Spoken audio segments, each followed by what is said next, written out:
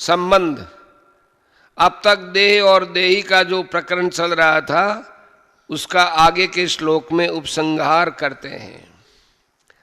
देही नित्यमवध्योऽयं देहे सर्वस्य भारत तस्मात् सर्वाणि भूतानि न त्वं शोचितुमर्हसि। हे भरत वंशोद्भव अर्जुन, सबके देह में यह देही नित्य ही अवध्य है, इसलिए संपूर्ण प्राणियों के लिए अर्थात किसी भी प्राणी के लिए तुम्हें शोक नहीं करना चाहिए। व्याख्या। देहि नित्यम अवध्योयम देहि सर्वस्य भारत। मनुष्य, देवता, पशु, पक्षी, कीट, पतंग आदि स्थावर जंगम संपूर्ण प्राणियों के शरीरों में यह देही नित्य अवध्य अर्थात अविनाशी है। अवध्य शब्द के दो अर्थ होते हैं। एक तो जिसका वध नहीं करना चाहिए, दूसरा इसका वध हो नहीं सकता। जैसे गाय अवध्य है अर्थात कभी किसी भी अवस्था में गाय को मारना नहीं चाहिए, क्योंकि गाय को मारने में बड़ा भारी दोष है, पाप है। परंतु देही के विषय में देही का वध नहीं करना चाहिए ऐसी बात नहीं है। प्रत्युत इस देही का वध कभी किसी भी तरह से हो नहीं सकता है और कोई कर भी नहीं सकता है। विनाशमव्ययस्यास्य न कश्चित् कर्तुमर्हति तस्मात् सर्वाणि भूतानि न त्वं शोचितुमर्हसि। इसलिए तुम्हें किसी भी प्राणी के लिए शोक नहीं करना चाहिए, क्योंकि इस देह का विनाश कभी हो ही नहीं सकता और विनाशी देह क्षण मात्र भी स्थिर नहीं रह सकता। यहाँ सर्वाणि भूतानि पदों में बहुवचन देने का आशय यह है कि कोई भी प्राणी बाकी न रहे, अर्थात किसी भी प्राणी के लिए शोक नहीं करना चाहिए। शरीर विनाशी ही है, क्योंकि इसका स्वभाव ही नाशवान है, वह प्रतिक्षण ही नष्ट हो रहा है। परंतु जो अपना नित्य स्वरूप है उसका कभी नाश होता नहीं। अगर इस वास्तविकता को जान लिया जाए तो फिर शोक होना संभव ही नहीं। प्रकरण के संबंध में विशेष बात, यहाँ 11वें श्लोक से 30वें श्लोक तक जो प्रकरण है वह विशेष रूप से देही देह, नित्य अनित्य, सत असत, विनाशी अविनाशी, इन दोनों के विवेक के लिए अर्थात इन दोनों को अलग अलग बताने के लिए ही है। कारण कि जब तक देही अलग है और देह अलग है ये विवेक नहीं होगा, तब तक कर्म योग, ज्ञान योग, भक्ति योग आदि कोई सा भी योग अनुष्ठान में नहीं आएगा। इतना ही नहीं, स्वर्ग आदि लोकों की प्राप्ति के लिए भी देही देह के भेद को समझना आवश्यक है। कारण कि देह से अलग देही न हो तो देह के मरने पर स्वर्ग कौन जाएगा। अतः जितने भी आस्तिक दार्शनिक हैं, वे चाहे अद्वैतवादी हो चाहे द्वैतवादी हो, किसी भी मत के क्यों न हो, सभी शरीरी शरीर के भेद को मानते ही हैं। यहाँ भगवान इसी भेद को स्पष्ट करना चाहते हैं। इस प्रकरण में भगवान ने जो बात कही है वह प्रायः संपूर्ण मनुष्यों के अनुभव की बात है। जैसे देह बदलता है और देह नहीं बदलता। अगर यह देह ही बदलता तो देह के बदलने को कौन जानता। पहले बाल्यावस्था थी, फिर जवानी आई, कभी बीमारी आई, कभी बीमारी चली गई। इस तरह अवस्थाएं तो बदलती रहती हैं, पर इन सभी अवस्थाओं को जानने वाला देही वही रहता है।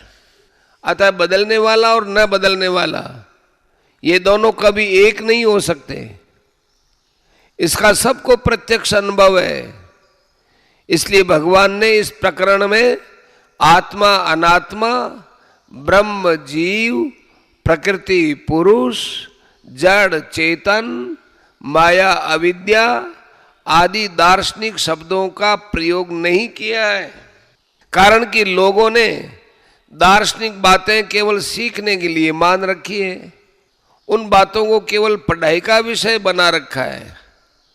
इसको दृष्टि में रखकर भगवान ने इस प्रकरण में दार्शनिक शब्दों का प्रयोग न करके देह देही, शरीर शरीरी, असत सत, विनाशी अविनाशी शब्दों का ही प्रयोग किया है। जो इन दोनों के भेद को ठीक ठीक जान लेता है उसको कभी किंचन मात्र भी शोक नहीं हो सकता।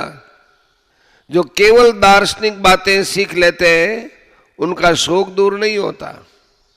एक 6 दर्शनों की पढ़ाई करना होता है और एक अनुभव करना होता है।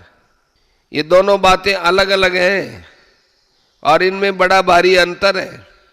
पढ़ाई में ब्रह्म, ईश्वर, जीव, प्रकृति और संसार ये सभी ज्ञान के विषय होते हैं। अर्थात पढ़ाई करने वाला तो ज्ञाता होता है और ब्रह्म, ईश्वर आदि इंद्रियों और अंतःकरण के विषय हो जाते हैं। पढ़ाई करने वाला तो जानकारी बढ़ाना चाहता है, विद्या का संग्रह करना चाहता है, पर जो साधक, मुमुक्षु, जिज्ञासु और भक्त होता है वो अनुभव करना चाहता है। अर्थात प्रकृति और संसार से संबंध विच्छेद करके और अपने आप को जानकर ब्रह्म के साथ अभिन्नता का अनुभव करना चाहता है, ईश्वर के शरण होना चाहता है। परिशिष्ट भाव भगवान ने 11वें से 30वें श्लोक तक देह देही के विवेक का वर्णन किया है। इस प्रकरण में भगवान ने ब्रह्म, जीव, प्रकृति, पुरुष, जड़, चेतन, माया, अविद्या, आत्मा, अनात्मा आदि किसी दार्शनिक शब्द का प्रयोग नहीं किया है। इसका कारण यह है कि भगवान उसको पढ़ाई अर्थात सीखने का विषय न बनाकर अनुभव का विषय बनाना चाहते हैं और ये सिद्ध कराना चाहते हैं कि देह देही के अलगाव का अनुभव मनुष्य मात्र कर सकता है। इसमें कोई पढ़ाई करने की, अधिकारी बनने की जरूरत नहीं है। सत असत का विवेक मनुष्य अगर अपने शरीर पर करता है तो वो साधक होता है और संसार पर करता है तो विद्वान होता है। अपने को अलग रखते हुए संसार में सत असत का विवेक करने वाला मनुष्य वाचक ज्ञानी तो हो सकता है, सीखा सिखाया ज्ञानी बन सकता है, पर उसको अनुभव नहीं होता। परंतु अपनी देह में सत असत का विवेक करने से मनुष्य वास्तविक अनुभवी ज्ञानी हो सकता है। तात्पर्य है कि संसार में सत असत का विवेक केवल पंडिताई के लिए है, जबकि गीता पंडिताई के लिए नहीं है। इसलिए भगवान ने दार्शनिक शब्दों का प्रयोग न करके देह देही, शरीर शरीरी जैसे सामान्य शब्दों का प्रयोग किया है। परंतु अपने में देह देही का विचार करने में मनुष्य मात्र ज्ञान प्राप्ति का अधिकारी है। अनुभव करने के लिए देह देही का विवेचन उपयोगी है और सीखने के लिए तत्व का विवेचन उपयोगी है। इसलिए साधक अनुभव करना चाहता है तो सबसे पहले उसको शरीर से अपने अलगाव का अनुभव करना चाहिए कि शरीर शरीरी के संबंध से रहित है और शरीरी शरीर के संबंध से रहित है। अर्थात मैं शरीर नहीं हूं। उसने जितनी सच्चाई से, दृढ़ता से, विश्वास से और निस्संदेहता से शरीर की सत्ता महत्ता मानी है, उतनी ही सच्चाई से, दृढ़ता से, विश्वास से और निस्संदेहता से स्वयं की सत्ता महत्ता मान ले और अनुभव कर ले। शरीर केवल कर्म करने का साधन है और कर्म केवल संसार के लिए ही होता है। जैसे कोई लेखक जब लिखने बैठता है तब वह लेखनी को ग्रहण करता है और जब लिखना बंद कर देता है तब लेखनी को यथास्थान रख देता है। ऐसे ही साधक को कर्म करते समय शरीर को स्वीकार करना चाहिए और कर्म समाप्त होते ही शरीर को ज्यों का त्यों रख देना चाहिए, उससे असंग हो जाना चाहिए। कारण कि अगर हम कुछ भी न करें तो शरीर की जरूरत भी क्या है। साधक के लिए खास बात है जाने में असत का त्याग। साधक जिसको असत जानता है उसका वह त्याग कर दे तो उसका साधन सहज सुगम हो जाएगा और जल्दी सिद्ध हो जाएगा। साधक की अपनी साध्य में जो प्रियता है वही साधन कहलाती है। वह प्रियता किसी वस्तु, व्यक्ति, योग्यता, सामर्थ्य आदि के द्वारा अथवा किसी अभ्यास के द्वारा प्राप्त नहीं होती है, प्रत्युत साध्य में अपनापन होने से प्राप्त होती है। साधक जिसको अपना मान लेता है उसमें उसकी प्रियता स्वतः हो जाती है, परंतु वास्तविक अपनापन उस वस्तु से होता है जिसमें चार बातें हों, जिससे हमारी सधर्मता अर्थात स्वरूपगत एकता हो। दूसरा, जिसके साथ हमारा संबंध नित्य रहने वाला हो। तीसरा, जिससे हम कुछ न चाहें। चौथा, हमारे पास जो कुछ है वह सब जिसको समर्पित कर दें। ये चारों बातें भगवान में लग सकती है, कारण कि शरीर और संसार से हमारा संबंध नित्य रहने वाला नहीं है और उनसे हमारी स्वरूपगत एकता भी नहीं है। प्रतिक्षण बदलने वाले के साथ कभी न बदलने वाली की एकता कैसे हो सकती है।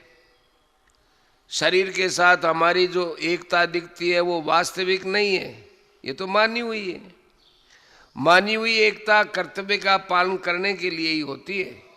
तात्पर्य यह है कि जिसके साथ हमारी मानी हुई एकता है उसकी सेवा तो हो सकती है पर उसके साथ अपनापन नहीं हो सकता है। जाने वे असत का त्याग करने के लिए यह आवश्यक है कि साधक विवेक विरोधी संबंध का त्याग करे। जिसके साथ हमारा न तो नित्य संबंध है और न स्वरूपगत एकता ही है, उसको अपना और अपने लिए मानना विवेक विरोधी संबंध है।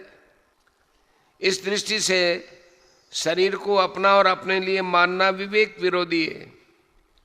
विवेक विरोधी संबंध के रहते हुए कोई भी साधन सिद्ध नहीं हो सकता।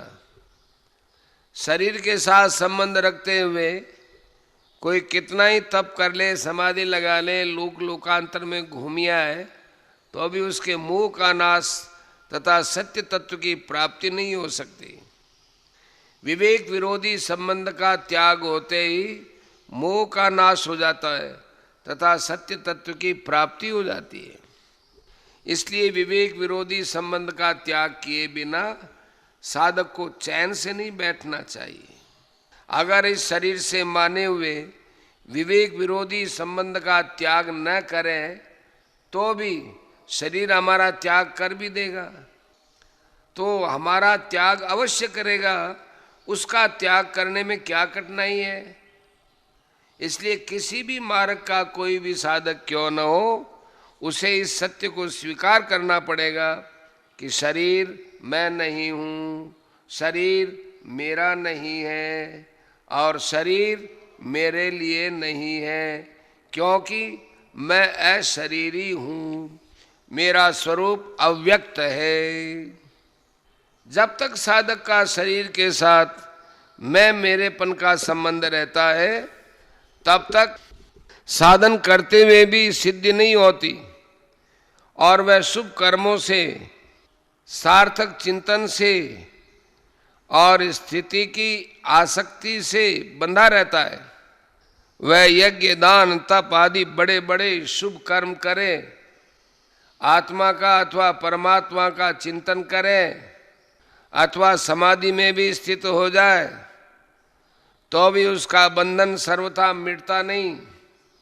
कारण कि शरीर के साथ संबंध मानना ही मूल बंधन है, मूल दोष है, जिससे संपूर्ण दोषों की उत्पत्ति होती है। अगर साधक का शरीर से माना हुआ संबंध सर्वथा मिट जाए तो उसके द्वारा अशुभ कर्म तो होंगे ही नहीं, शुभ कर्मों में भी आसक्ति नहीं होगी, उसके द्वारा निरर्थक चिंतन तो होगा ही नहीं, सार्थक चिंतन में भी आसक्ति नहीं रहेगी, उसमें चंचलता तो रहेगी नहीं, समाधि में, स्थिरता में अथवा निर्विकल्प स्थिति में भी आसक्ति नहीं रहेगी। इस प्रकार स्थूल शरीर से होने वाले कर्म में, सूक्ष्म शरीर से होने वाले चिंतन में और कारण शरीर से होने वाली स्थिरता में आसक्ति का नाश हो जाने पर उसका साधन सिद्ध हो जाएगा, अर्थात मोह नष्ट हो जाएगा और सत्य तत्व की प्राप्ति हो जाएगी। इसलिए भगवान ने अपने उपदेश के आरंभ में शरीर का संबंध सर्वथा मिटाने के लिए शरीर शरीरी के विवेक का वर्णन किया है।